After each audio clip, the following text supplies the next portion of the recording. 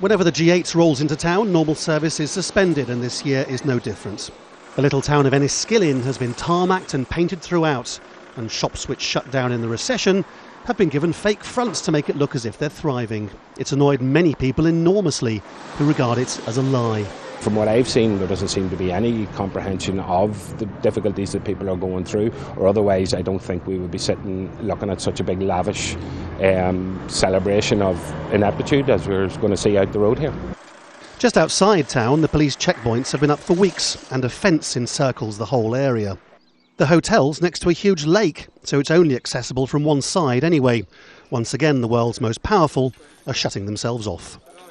In years gone by, the G7, as it was, used to meet to discuss how the rich countries in the world could help the world's poorest, and yet increasingly, and particularly since 2001, the G8, as it is now, has become more and more absorbed with its own problems. And what all this security here demonstrates in the end is the extent to which so many groups have become genuinely angry about the behaviour of the world's most developed countries. Enniskillen's one of those places in Northern Ireland with a tragic past. In 1987, the IRA exploded a bomb at the War Memorial which killed 11.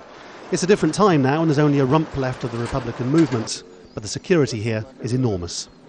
I think even by our standards, this is unprecedented security. We've lived in the shadow of threat for many decades. But in terms of numbers of police officers for one event, I don't think we'll have seen anything like this before. But the G8 leaders who will meet far inside the perimeter fence are the subject of any number of other charges: environmental damage, exploitation of the developing world, corporate cronyism. It's all on the minds of people who will demonstrate here.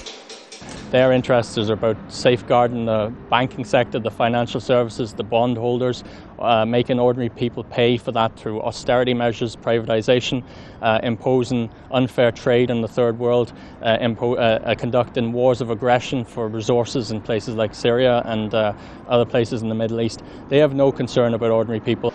A few days ago, the police in London conducted an operation apparently aimed at the leadership of protest groups, and others have told us they won't go, as there's no point trying to take on a heavily armed police force some kilometres away from the meeting. The bigger question is whether the G8 can portray itself to a wider public as a force for good in the world. Laurence, Al Jazeera, Enniskillen.